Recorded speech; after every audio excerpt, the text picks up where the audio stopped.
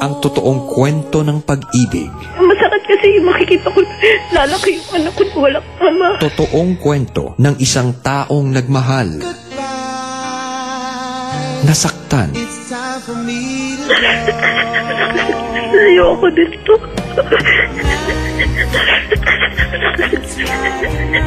At buong tapang na hinarap ang masakit na katotohanan. Hindi ka gumawa ng paraan para maitama yung gusot? Hindi mo siya kayang mawala? Starting today, break na kayo. Alright?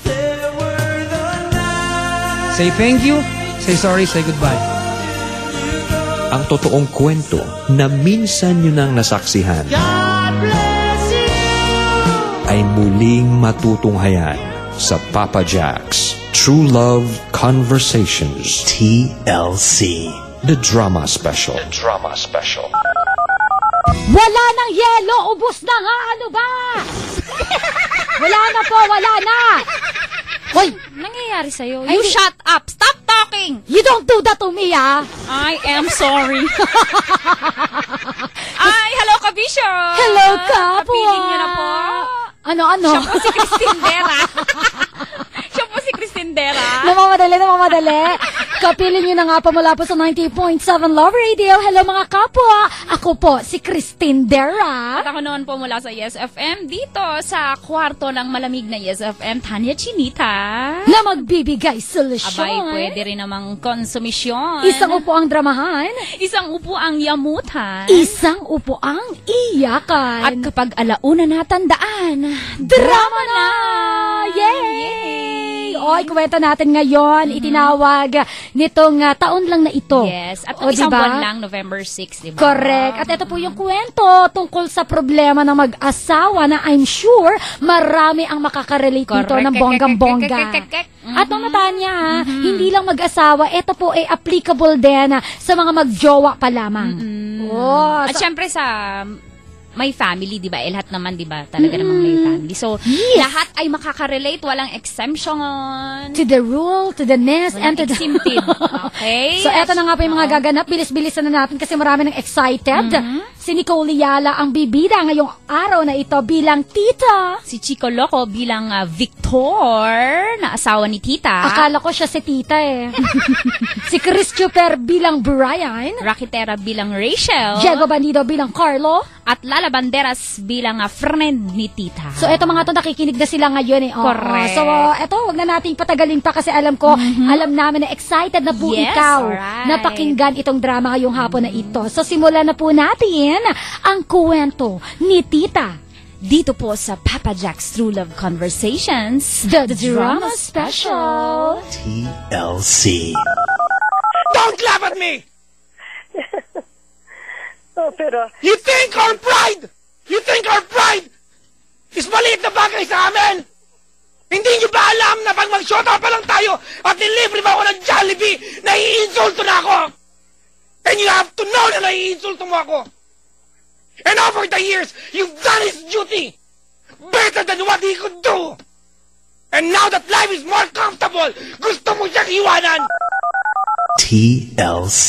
Hala, galit na galit si Papa Jack. Ano nga kaya ang dahilan kung bakit ganoon na lamang ang tindi ng emosyon ni Papa Jack sa ating caller? Sige na, atat na rin akong kilalanin si Tita Solis na tumawag last November 6, 2013. Very critical ang stage ko ngayon with my husband. How long Very you been critical. together, ma'am? Matagal na kami, mga apo na nga kami eh. Matagal na, pero... Is this a problem of a younger woman sa buhay niya? Wala. There's no third party. Wow! Walang third party. Then In fairness naman. Then there is no problem, there's only challenge. No, it's not eh. Kasi wala naman siyang vice, no? Wala siyang mga vices. Hindi siya umiinom. Hindi siya nakikipagbarkada ng, yung sabihin mo, ginagabi sa labas. Kasi siya, asthmatic yung buong family. So, talagang hindi siya umiinom, hindi siya naninigarilyo. Pero isang bagay lang na talagang hindi ko na mag-take sa ngayon, hindi siya naging good provider. TLC.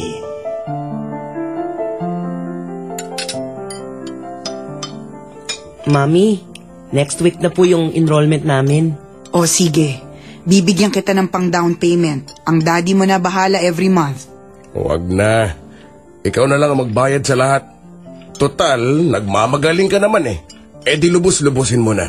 Hindi ako nagmamagaling. Ginagampanan ko lang ang obligasyong hindi mo magawa. Ganun na nga. Para mo na ring sinabi na ikaw ang magaling at ako walang silbi. Wala akong sinasabing ganyan. Pero yun ang pinapamukha mo sa akin. Mami, Daddy, tama na po yan. Nag-aaway na naman po ba kayo? Nasa harap pa naman tayo ng pagkain. Ang mami mo ang lagi nag-uumpisa ng away. Hindi kita inaaway. Sinasabi ko lang kung anong nakikita ko. Masyado kasing mataas ang tingin mo sa sarili mo. At ang baba ng tingin mo sa akin. Yun ang lagi mong nakikita.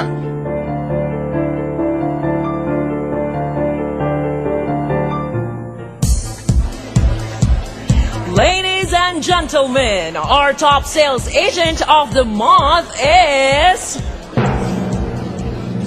Tita Solis.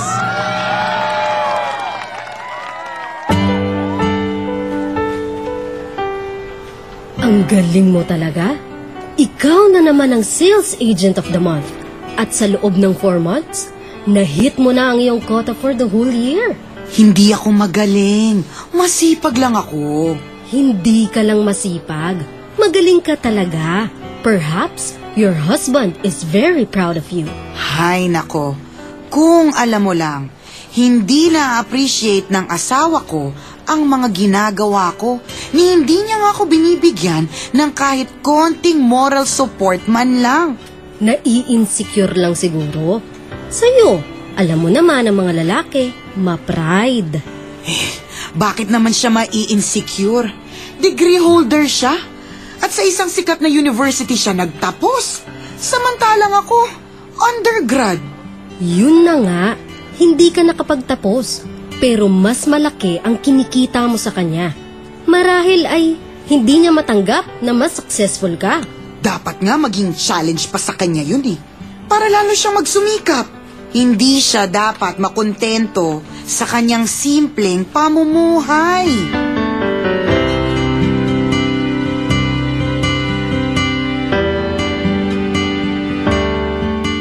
TLC. Ako naman, compare mo sa amin, sa aming mag-asawa, ako yung tipong hindi nakagraduate ng college, no? Hindi ako nakapagtapos. Pero halos, hindi sa pagbubuhat ng bangko, pero halos lahat, ako ang nag-provide. TLC. Iniipis na sa lababo yung pinagkainan mo. Hindi mo man lang ba magawang hugasan yan? Huwag mo akong utusan. Hindi ako katulong. Wala na tayong katulong. Kaya magkusa ka naman. Para simpleng bagay hindi mo magawa? Simple naman pala, di ikaw ang gumawa. Pagod ako sa trabaho. Marami akong ginawa sa opisina. Pati ba naman dito sa bahay magpapakapagod pa rin ako? Ikaw lang ba ang nagtatrabaho? Ikaw lang ba ang napapagod? Pareho lang tayong kumakayod. Bakit? May narating na ba ang kinikita mo? Wala, di ba? Halos lahat ng gastusin dito sa bahay, ako ang sumasagot. Kaya huwag ka na lang magtrabaho dahil wala namang saysay yang pagod mo. Hindi porke mas malaki ang kinikita mo, ay pwede mo na akong lait-laitin. Hindi kita nilalait. Sinasabi ko lang kung ano ang totoo. Na isa kang inutil. Walang silbi.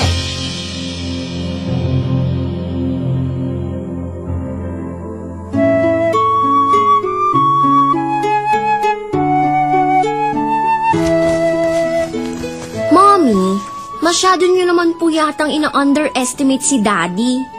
Bumababa tuloy yung self-esteem niya. Sinasadya ko talaga yon para ma-motivate siya. Wala kasi siyang ambisyon sa buhay. Ano pa ba namang hinahanap ninyo? Maganda naman po ang pamumuhay natin. We are living in a very comfortable life. Hindi ko kasi maramdaman nakapartner ko siya. Hinayaan niya akong mag-isa na bumuhay sa inyo. Mommy, inako ninyong lahat ang responsibilidad. Pagkatapos, nagrereklamo kayo. Kapag hindi ako kumilos, Walang mangyayari sa atin. Baka mamatay tayong dilat. Hindi po kasi kayo nag-uusap. Kung gusto ninyong maging partner kayo ni Daddy, kailangan nyong mag-coordinate sa isa't isa. Hindi na kailangan. Alam naman niyang siya ang padre de pamilya, kaya dapat nagkukusa siyang gampanan ang obligasyon niya.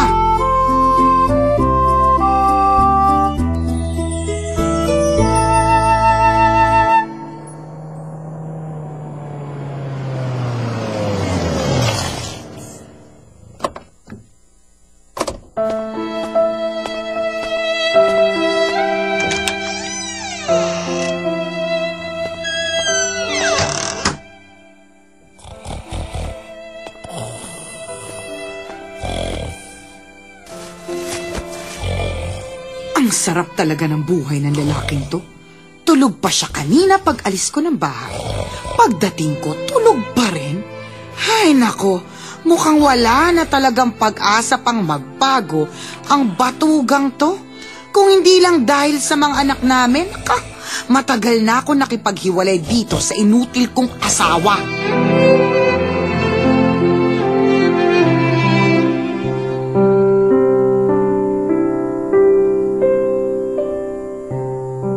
Daddy, wala na po ba kayong trabaho?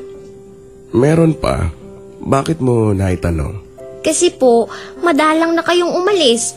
Lagi po kayong nandito sa bahay. Hindi na kasi ako nag-oopisina. Freelancer na lang ako ngayon, anak.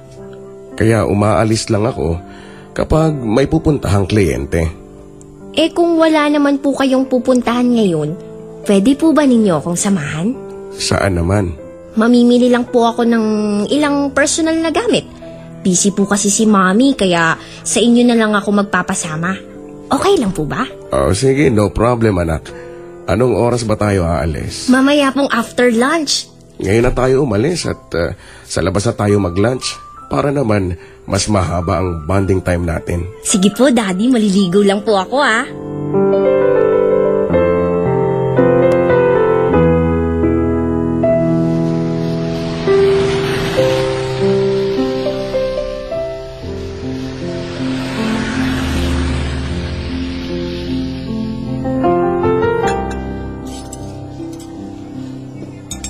Daddy, magkagalit po ba kayo ni Mommy? Kasi hindi kayo nagpapansinan eh. Hindi ko nga kayo nakikitang nag-uusap eh. Tama ka, anak. Para na nga kaming hindi magkakilala. Bakit po ba? Ano po ba talagang problema nyo? Paano? Masyado kasing mapangmataas ang mami mo. Palibasa, mas malaki ang kinikita niya kaysa sa akin. Lagi na lang siyang magaling, kaya lagi siyang nasusunod. Hinahayaan po kasi ninyong ganun nang mangyari. Bahala na nga siya sa buhay niya. Ayoko na makipagtalo sa kanya dahil lagi naman siya ang tama. At saka isa pa, wala naman daw akong silbi sa pamilya natin. Kaya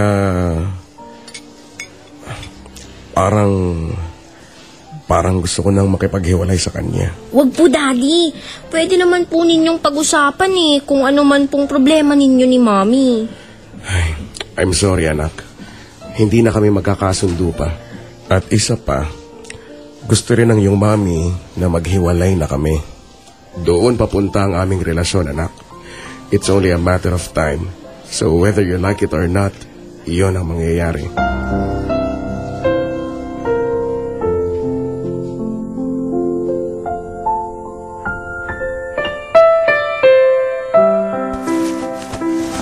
Papunta akong Singapore bukas. Pwede mo ba ako ihatid sa airport? Bakit, Mami? Hindi po ba available si Daddy? He is so undependable. Hindi ko siya maaasahan. Ganun na po ba talaga ang tingin niyo kay Daddy? Daddy is a good man. Hindi po siya masamang tao. He is always there for us. Nalalapitan namin siya sa lahat ng oras. He is a good father to all of us. Tama ka. He is a good father, but not a good husband. Minsan, hindi ko naramdamang concern siya sa akin. Dahil hindi ko rin naramdamang importante ako. Daddy? Sa loob ng mahabang panahon, wala kang ibang ginawa kundi tapakan ang aking pride. Maging ang mga kaibigan ko, Hamak na ang tingin sa akin dahil sa ginagawa mo. Minamaliit mo ang aking pagkatao. Bakit? Kasalanan ko ba kung malakas ako at mahina ka? It's not my fault. Yes! It's not your fault! Lagi namang ganon. Laging ako ang mali at laging ikaw ang tama. Dahil perfect ka. Ikaw ang pinakamagaling. You are the best and I am the worst!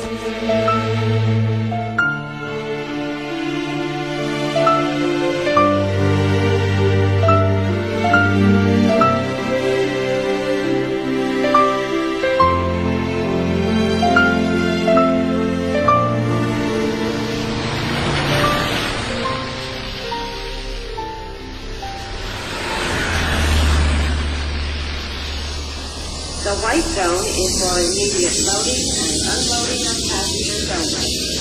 No parking.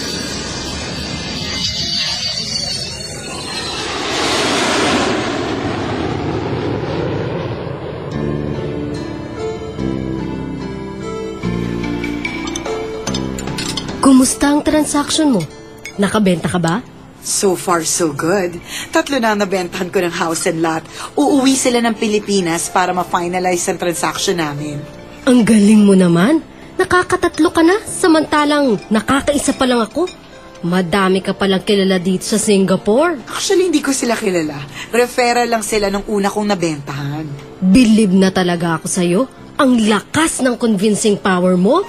Sa husband ko lang naman ako mahina dahil siya ang kaisa-isang taong hindi ko makumbinsi.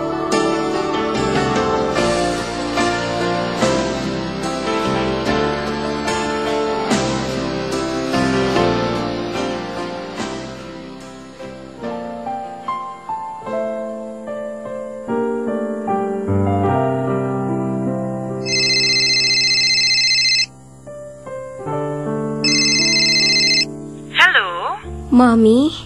Rachel? Yes, Mommy. 7:00 ng gabi ang dating ko sa Naiya Airport. May susundo ba sa akin? May pasok po kasi si Kuya Ganun ba? Di bale, magta-taxi na lang ako. Mommy? Oh, bakit? May problema ba? Oh, bakit ka umiiyak? Ano ba talagang problema? Wala na, Mommy. Wala na po si Daddy. Bakit? Anong ibig mo sabihin? Paano nawala ang daddy mo?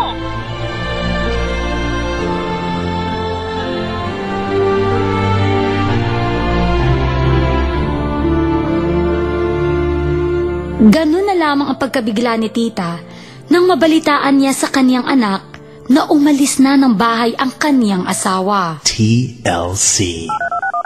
Ngayon, eto na. All the way, ang iniisip ko, kaya lang kami nagsasama. Kasi, para bang makatapos yung mga anak ko, talagang desidido na ako, nahiwalayan talaga. Kailangan lang makatapos lahat. May lagay ko sa tama yung mga anak ko. At ito, nagtapos na yung pinakabunso ko. So, kumbaga ma'am, ito na yung plinano mo sa matagal na panahon. At may tanong po ako, alam ba niya na that's your state of mind? Yes. In fact, lately, napag-usapan na namin. Napag-usapan na namin. Pero nangyari din yan 5 years ago na naghiwalay din kami. TLC.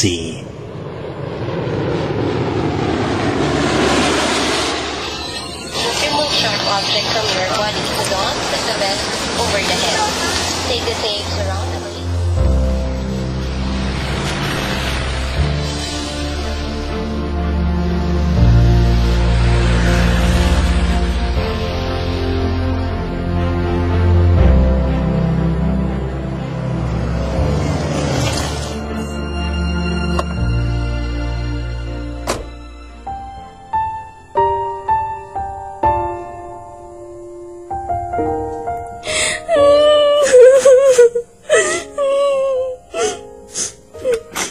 Wala na nga mga damit niya sa cabinet.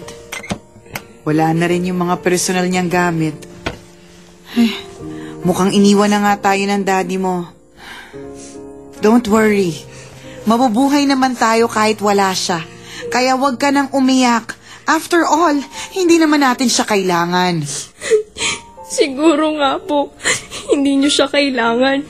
Pero kami, kailangan namin si Daddy. He already abandoned us. Kaya kalimutan niyo na siya. Madali lang para sa inyo yan. Dahil wala sa inyo si Daddy. Mahal namin si Daddy. At hindi namin siya magagawang kalimutan.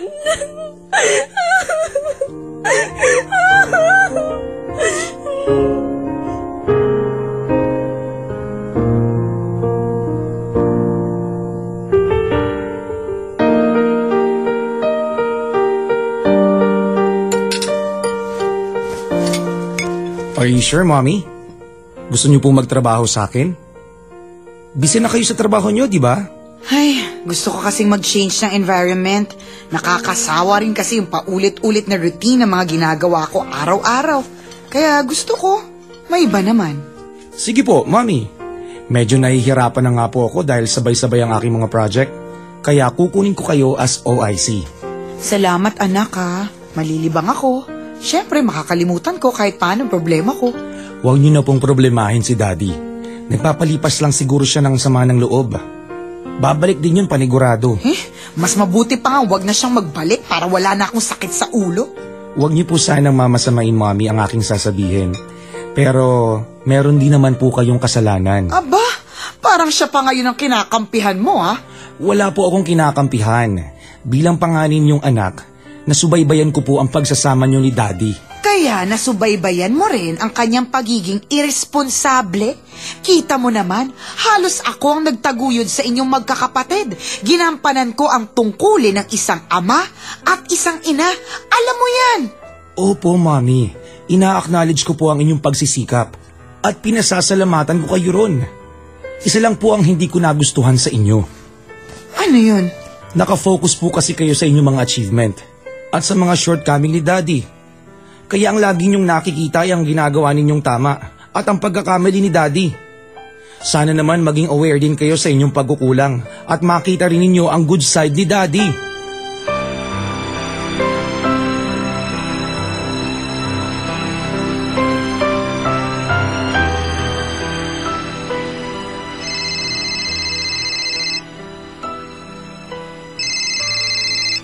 Daddy, kayo po ba yan?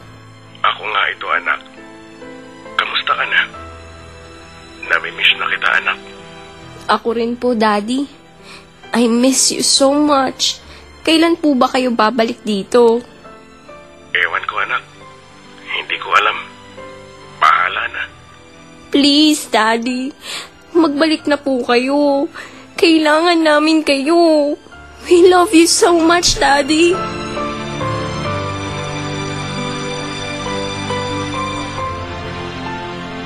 Sa pakiusap na yon ng kaniyang anak na si Rachel, bumalik si Victor sa kanilang bahay. Pero ang kanilang pagsasama, tila ba lalong naging masalimuot. TLC. Question, ma'am. Every time you talk to your husband tungkol sa bagay na ito, that you've been planning to separate after mag-aaral ng mga bata, ano po sinasabi niya sa'yo? Wala, tahimik lang. Tahimik lang kasi Papa Jack, I don't know if it is proper para banggitin ko. Talagang we are not, parang kaming nasa nasa stage na parang hindi na kami magkakilala sa bahay. Hindi kami nagkikibuan. Isn't that very stupid po? Very stupid talaga. Thank you for admitting po. So, for more than a year now, para kaming strangers sa isa't isa. TLC.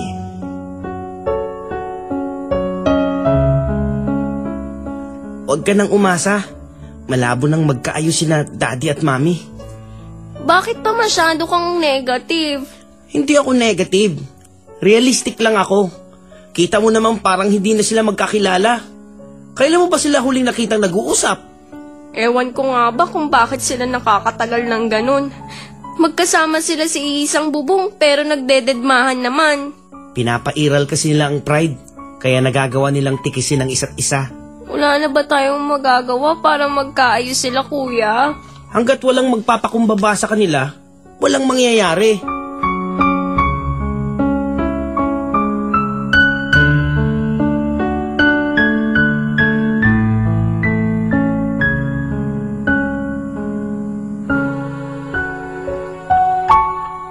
Mahirap pala ang ganito.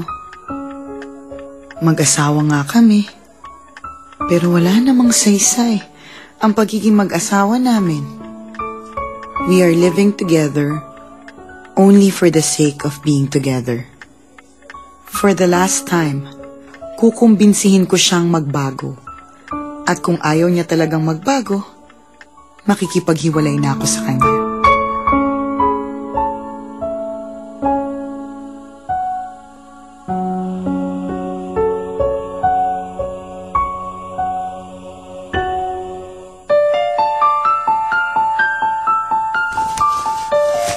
Kailan ka bang magmumukbok dito sa bahay? Tulungan mo na lang akong i-manage ang negosyo natin para naman maging productive ka. Hindi pwede ang kain-tulog ka na lang. Kain-tulog ka na lang. Kain-tulog ka na lang! Bakit ba lagi mo na lang akong dinidiktahan ng dapat kong gawin? Hindi ako robot na de-remote control. Tao ako. Meron akong puso't damdamin na marunong masaktan. Bakit? Ikaw lang ba ang nasasaktan? Sa loob ng napakahabang panahon, hindi ko naramdaman na concern ka sa pamilya natin. Feeling ko, nag-iisa lang ako. May asawa ako, pero parang wala ang kanyang presensya. Naging tau-tauhan ka na lang sa buhay ko. Dahil yon ang trato mo sa akin. You always keep on complaining na wala akong pakialam. Wala akong silbi. Wala akong malasakit. Lagi na lang ikaw ang bida at isa lang akong dakilang extra. Actually, hindi nga ako dakilang extra eh. Isa lang akong prop sa iyong paningin. Because you chose to be that way. Yan ang buhay na pinili mo, kaya wag mo kong sisisihin kung bakit ka nagkaganyan. Aaminin ko, hindi ako naging good provider. Pero hindi rin ako masamang tao. Kaso, masahol pa sa isang kriminal ang tingin mo sa akin. Dahil yun ang pinapakita mo. Binibigyan ko lang ng grado yung performance mo. Ano ka, teacher? At estudyante mo ako? Kung sa bagay noon pa man, masyado nang mataas ang tingin mo sa iyong sarili. Palagi mo na lang ibinabandera ang mga achievement mo. Hindi mo yung napapansin. Hindi mo yung na-appreciate. Bale wala sa'yo yung pagod ko. I appreciate everything you've done. Nagpapasalamat ako dahil nagkaroon ako ng asawang masipag at may diskarte sa buhay. Nagpapasalamat ako dahil ikaw ang nagpuno ng aking mga pagkukulang. Pero bakit hindi ko yun nararamdaman? Dahil masyado kang self-conscious. Wala kang nakikita at naririnig, kundi ang sarili mo lang. Lagi mo na lang akong pinaghahanapan ng concern. Pero naibigay mo ba ang hinahanap mo sa akin? Ni hindi mo nga alam kung ano ang tunay kong nararamdaman. Kailan mo ba sinabi sa akin, kamusta ka na? Okay ka lang ba? Buhay ka pa ba? O may dangal ka pa ba? You have taken everything away from me! Dahil hinubad mo ng buong-buo ang aking pagkatao! Malalim na nga ang pagkakabaon ko. Pagkatapos, tinatapakan mo pa ako. Ano ba bang gusto mo at hindi ka makontento? Tama na! Tama na! Tigilan na natin to dahil wala namang patutunguhan ang pagtatalo natin. O pues, huwag mo na akong kausapin. Mabuti pa, maghiwalay na lang tayo! No problem! Hiwalay kung hiwalay. After all, basura lang naman ang tingin mo sa akin. Wala akong kwentang tao para sa'yo. Inutil ako. Wala akong kwentang tao. Wala akong kwentang tao. Ang galing-galing mo. Samantalang ako wala. Wala ka mapapala sa akin dahil wala akong kwentang tao. Wala akong kwentang tao.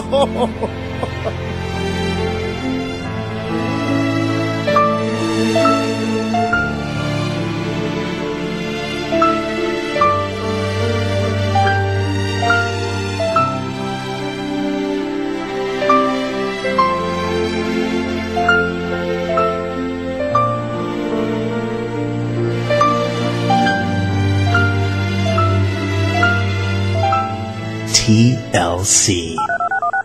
Don't laugh at me! Pero... You think our pride is maliit na bagay sa amin? Hindi niyo ba alam na pag mag-shota pa lang tayo at nilibre ba ako ng Jollibee, naiinsulto na ako? And you have to know na naiinsulto mo ako. And over the years, you've done his duty better than what he could do.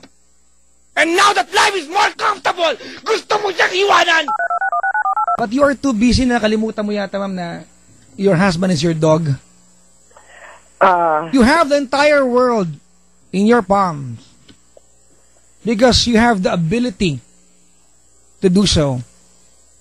Okay. That's how good you are. That's how good you were during those days. You are that one person, di ba, na kaya magbenta ng pupo ng aso at bibilin naman ng iba because you've got the gift. Maybe that's what you are. Tama po ba? Somehow. Let's say yes, kasi naitaguyod mo ang family mo being that kind of a woman. And congratulations, ma'am.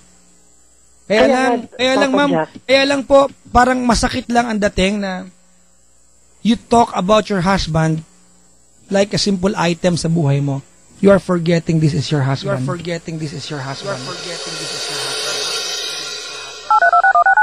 TLC.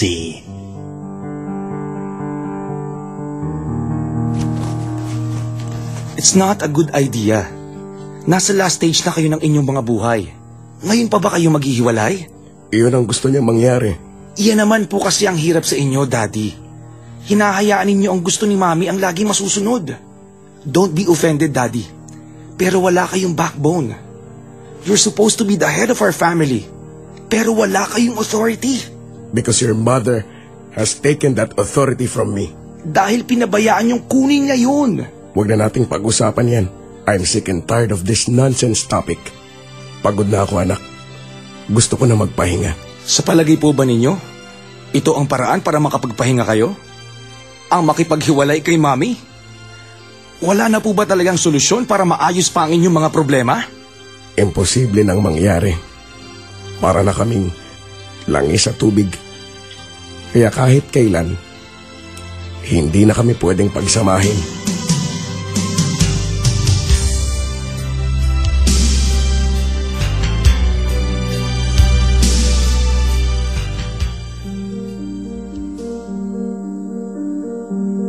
Mommy, I think it's not the right thing to do. Siya nga po, Mami. Kung kailan kayo tumanda, saka kayo maghihiwalay. Ano bang magagawa namin kung yun ang hinihingi ng pagkakataon? May magagawa po kayo, Mommy. If there is a will, there's a way. Kaya, pwede pa kayong magkasundo. Yun nga ang problema. Pareho kaming hindi willing na magpatuloy pa ang aming relasyon. Mami, the hardest part of your marriage is over. Maayos na ang mga buhay namin. Wala na kayong ibang dapat intindihin kundi ang sarili ninyo. We don't love each other anymore. Hindi na kami masaya sa isa't isa. So there's no reason to cling on to each other. Mommy, tell me honestly, masaya po ba kayo sa inyong desisyon? Of course not. Malungkot to para sa akin. Yun naman pala eh. So what is the use of doing something that will make you sad? Lalo lang magiging miserable ang buhay namin kung patuloy pa kami magsasama. Mas malungkot yun. Nalulungkot din po kami para sa inyo. Why it has to end this way? I'm sorry to disappoint you. Carlo, Risha. Mami. Pero gaya na nasabi ko, yun talagang nakatakdang mangyari. So whether we like it or not, kailangan naming maghiwalay. Sana maulit muli ang mga oras nating nakaraan. Bakit nagkaganito? Naglaho nga ba ang pag-ibig mo? Sana maulit muli. Sana'y bigyan ng pansin ang himig ko.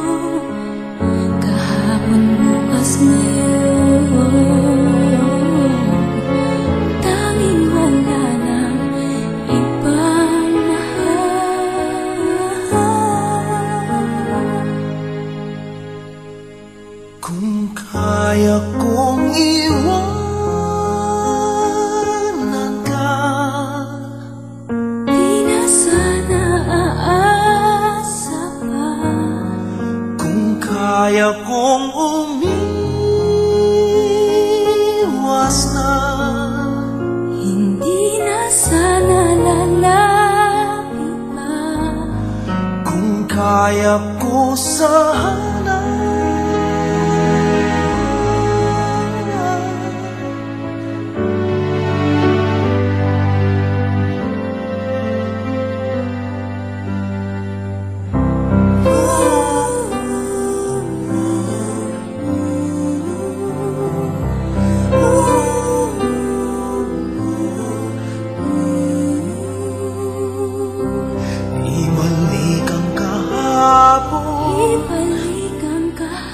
Sandaling di mapapantayan, huwag sana natin itapon. Pagmamahal na tapat.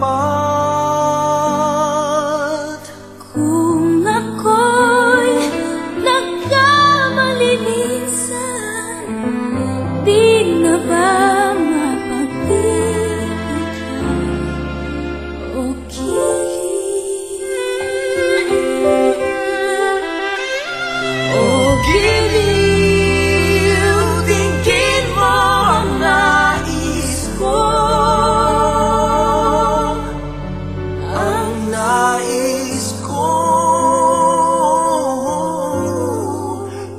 kaya kong iwanan ka. Di na sana aasa pa. Kung kaya kong umiwas na, di na sana lalapit-lapit pa. Kung kaya ko sana.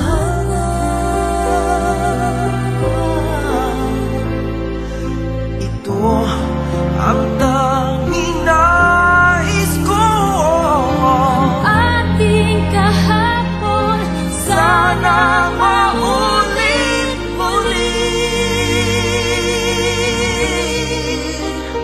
Di na sana asa pa. Kung kaya kong umiwas na, di na sana kaya kong iwanan ka. Di na sana asa pa. Kung kaya kong umiwas na, di na sana lalapit pa. Mahal pa rin kita.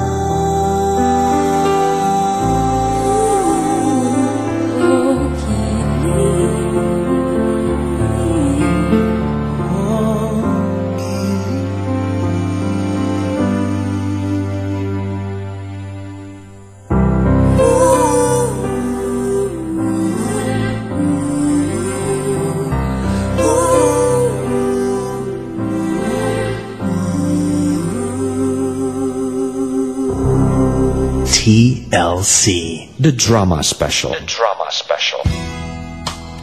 Kabisyo, sa panahon ngayon, let's face it na hindi na lang isang magulang ang kailangang magtrabaho ngayon para mabigyan ng magandang edukasyon, buhay ang kanilang mga anak. Society dictates that ideally both parents should work.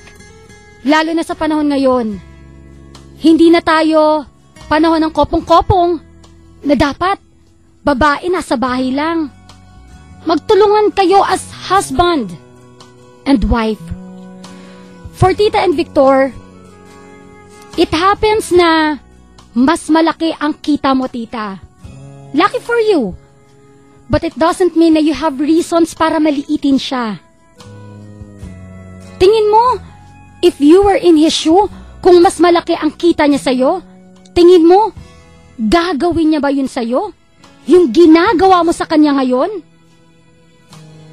Sorry, Tita, pero naiinis ako sa'yo. Ang kapal po ng mukha mo na maliitin ang asawa mo. Bakit? Dahil mas malaki na po ang kita mo sa kanya? Dahil may ipinagmamalaki ka na po sa kanya? Wow! Asawa mo po siya at hindi yan kalaban na kailangan makipagkompetensya ka palagi. Asawa mo yan, Partner mo yan. You should be the first one na susuporta sa kanya, not the last one na mamaliitin siya sa kung ano lang ang kaya niya o kakayahan niya, kung ano ang weakness niya. Ano pa taging asawa kanya kung itrato mo siya ay akala mo siya ang number 1 kakumpetensya mo? Pangalawa, tao yang asawa mo. Hindi yan aso na kapag sinabi mong sit, magsisit siya. Pag sinabi mong crawl, gagapang siya. Hindi po, tita. Instead na ipakita o i-magnify mo sa kanya yung mga weaknesses niya na siya ay incompetent, you should be the first one na tutulong sa kanya para ilabas ang talent niya. Meron yan eh.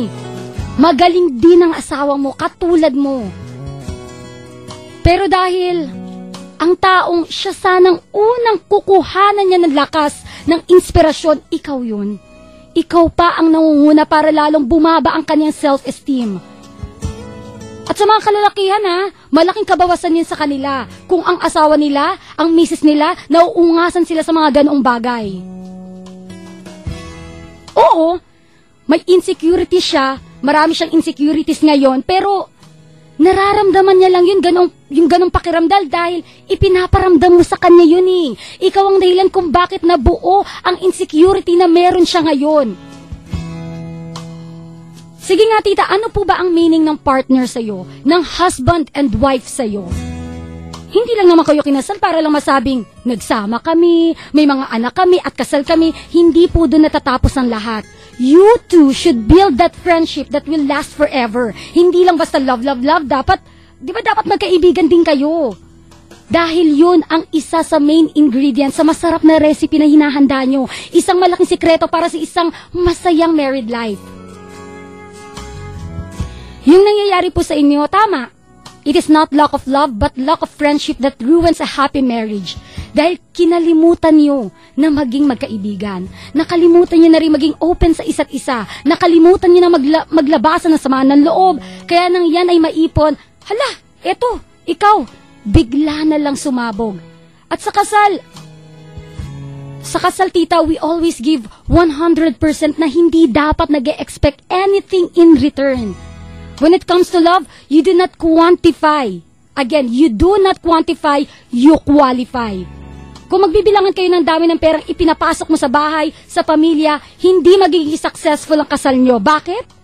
Kasi nabubuhay ka na sa amount na ipinapasok mo sa bahay na after all, love is all that matters. Pasalamat ka nga walang bisyo yung asawa mo eh. Hindi nananakit o kung ano man. Kung tutusin, ang dali lang plansyahin ang problema nyo. Nakikita ko kasi sa'yo, tita, nagbibilang ka eh. Ano kung mas malaki kita mo? Does it really matter? Ayon nga sa Family Code Article 68, husband and wife are obliged to live together, observe mutual love, respect and fidelity, and render mutual help and support. So kung incompetent ang asawa mo ngayon, huwag mo ipamukha sa kanya. Magtulungan kayo and also try to manage your expectations and learn to love your husband for who he is. Alam mo naman yung pinag-ugatan ng problema nyo eh. Then try to kill that pest na sumira sa ugat na yan. Nagkaroon kayo ng argument, kung hindi ka kaya magpakumbaba ng asawa mo, then do the first move. Oo, may mali rin si Victor. For Tita and Victor, mag-usap kayo dahil mag-asawa kayo. Dapat may teamwork kayo to work it out. Walang boss, walang commander, walang matataasan ng ihi. Dapat kayong dalawa. Para mabuo yung teamwork na yan, dapat you have a mutual respect, a healthy dose of admiration, and a never-ending portion of love and grace. Walang perfect na couple, walang perfect na marriage, pero paano ito magiging successful? It is when an imperfect couple learns to enjoy their differences. Magkaiba po kayo from day one na nagkakilala kayo, pero nasa sa inyong dalawa po yan kung paano nyo tatrabahuhin ang buhay nyo bilang mag-asawa. Hindi po totoo na ang paghihiwalay ang nakatakdang mangyari dahil it is always our choice. Nagkasagutan, nagkabatuhan ng masasakit na salita, but you can start all over again. Magpaliwanagan, magpatawaran.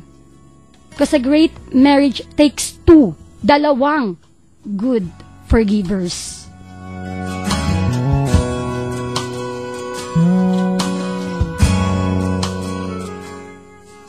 Mama Tanya? Totoo na ang makikita nating problema dito ay si Tita Solis dahil sa pagiging rude at selfish niya. Yes, mali siya sa ugaling mapanghamak lalo at asawa niya yon, husband niya. Pero let's try to look on the other side of the picture. Bakit kaya galit na galit lagi itong si Tita kapag kaharap niya ang asawa niya?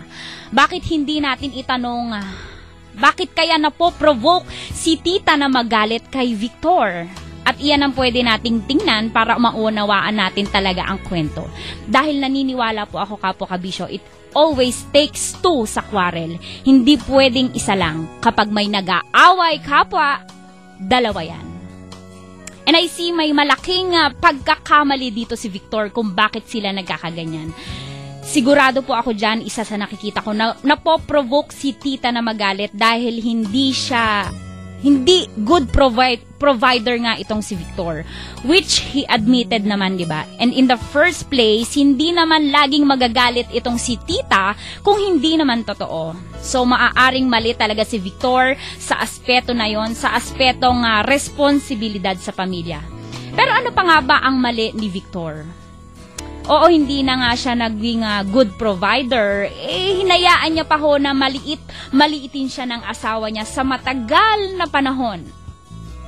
Yes, Kapwa Kabisyo, mali po ang mag-dominate. Pero wag nyo din pong pamimihasahin o itotolerate ang asawa nyo pag mali siya. Dahil mali din po ang itolerate ang isang tao at tumahimik lang. Kaya nga kayo na pagkakamalang mali dahil tumatahimik po kayo. So use your authority. Dahil kung bakit ang isang maling kilos ay inaakalang tama ay dahil sa ating mga tumatahimik lang at nagpapabaya. So speak up habang maaga pa at mareremedyohan pa. Nagsalita kayo kung kailang hindi na kayo nagkikibuan. Saka nyo sasabihin yung nararamdaman nyo nung na-misinterpret na kayo. Ang tatanda nyo na ho, mabuti pa ho yung mga anak nyo na iintindihan. At isa nyo pang mali, selfish po kayo. Akala nyo si Tita lang ang selfish? You are selfish too. Bakit? Kasi po gusto nyo din mapansin kayo And every time you say, wala akong kwenta, wala akong silbi, selfishness po yan. Because self-pity is selfishness. Kinakawawa mo ang sarili mo and accept na wala kang kwenta. Therefore, you are selfish. Ang awa po sa sarili, Kapwa Kabisyo, ay selfishness. Kung negative ang narinig mo, di patunayan mong hindi totoo. Alamin mo muna ang meaning sa likod ng mga salita. Alam mo, Kapwa Kabisyo, kapag isang dahilan kung bakit nagkakagulo-gulo ang isang family, nag-aaway-away ang mga tao, ay dahil po doon sa syndrome na it's not what I said, it's what you thought I said. Akala mo lang yan ang sinabi ko, pero hindi talaga yan ang ibig kong sabihin. So, napaka-importante po ng pakikinig. Lalo na sa meaning ng mga salita. Dapat listen to the unsaid. Because it is the unsaid that really matters. Mag-focus ka sa idea, hindi sa mga salita. At wag po nating sisisihin, kapwa, yung ibang tao dahil lahat naman, kapag nagalit, mali ang bitaw ng mga salita. So, it is very important to verify to know the truth.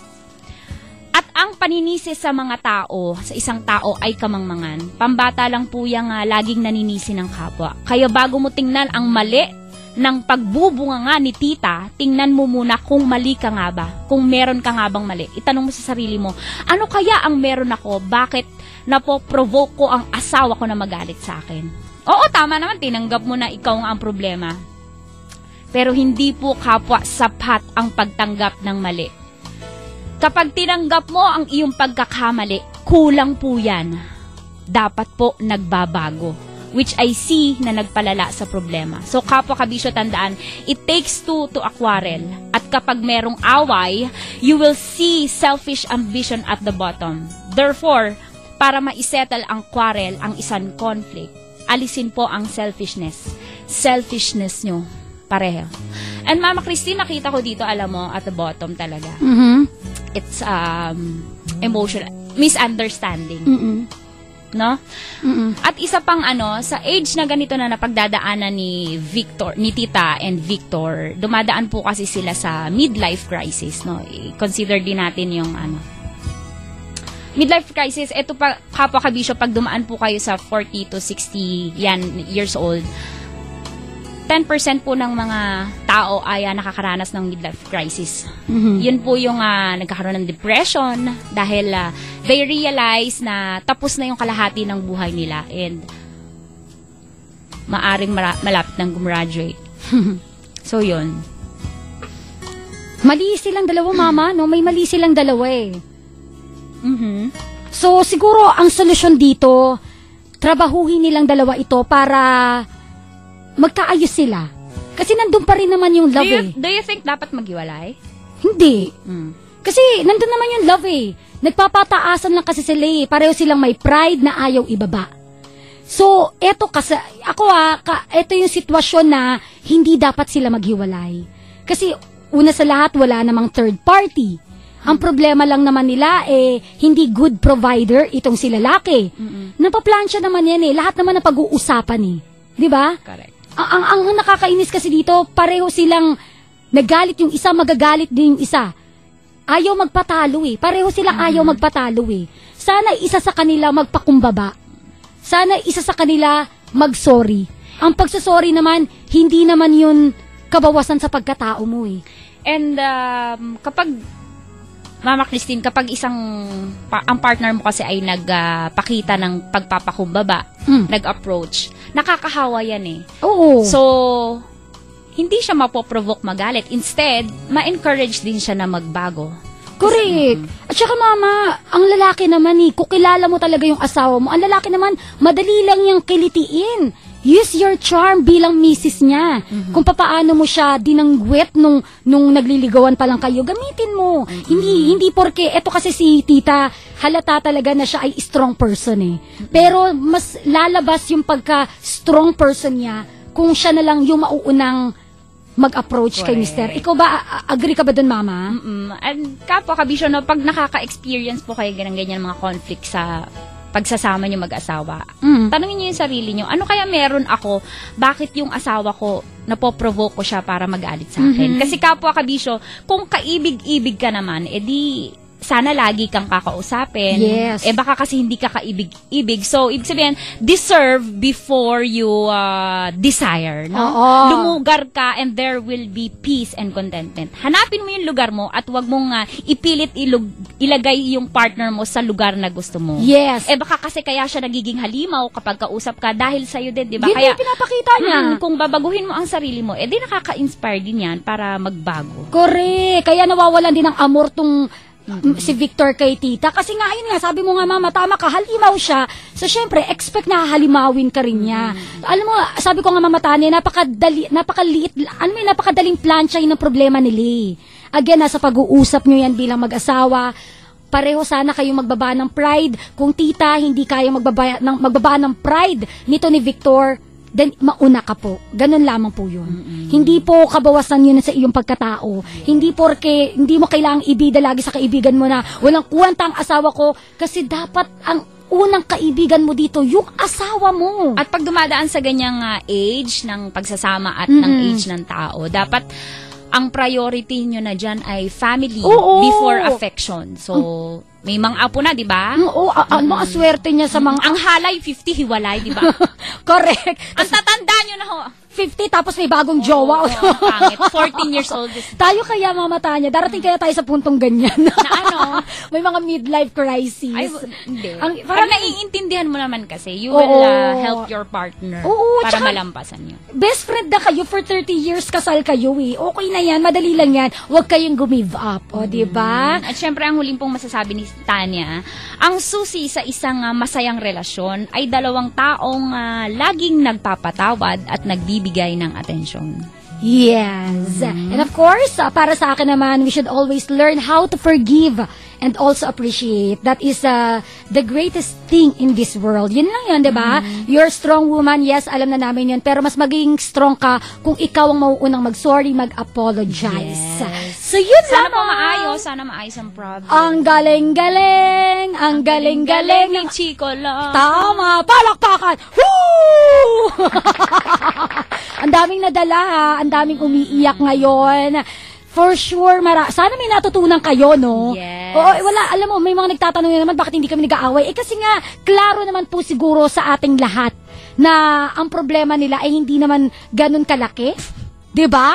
Natatawa naman ako sa bakit hindi nag-aaway. Oo nga, nag-aaway. Sige, mama. Ano po gusto nyo? Magka-wrinkles ako! Ganito na lang mamataan niya. Kunyari. Sige. Alam mo kasi, mahirap kasi dyan kay Victor. Akala niya, pogi siya. Ay, away nga, may kamatawa. Akala niya, hindi pa yellow yung ngipin niya! No, shut up. You listen to me, shut up. Tumahimik ka! No, shut up. Yun ba yung gusto niyo marinig? Ano sinabi mo? Nagmura ka ba? Hindi Ano ako pa. Oo nga pala. Wala na way palakpakan sa ating mga cast. Congratulations! At syempre, Ang gumanap na Nicole Yala. Natita si Mama Nicole Yala. Yes, Nicole Yala bilang tita. Si Chico Loco, bravo! Ganun daw pala magalit si Chico Loco na parang halimaw. Congrats sa lahat ng cast. At syempre, ang ating writer for today. Yes, ang ating writer, si Toti Sandoval. Musical scorer, Danny Frias. At syempre, ang ating director, wala na pong iba. Salvador M. Royales. Nako, i-chika nyo na sa inyong mga kapitbahay na meron tayong drama special. Monday to Friday. Yes, Monday to Friday po, 1 to 2 p.m. Ito na po yung ating afternoon habit. Ipamalita na yan, push! I-follow nyo po kami sa aming Twitter at Cristindera907, KRISTINEDERA907, Facebook.com/Christine101, pati na po yung Love Radio Manila. Paramay na din po si Tanya Chinita sa Facebook at Twitter, DJ Tanya Chinita. Pati na rin po ang Yes FM Manila. Maraming salamat ulit! At saka mama ha. Si Rocky Tyra lang, Mami. Tsaka mama, kapag yung mga... Tito, ganon. Oh, ganyan ba?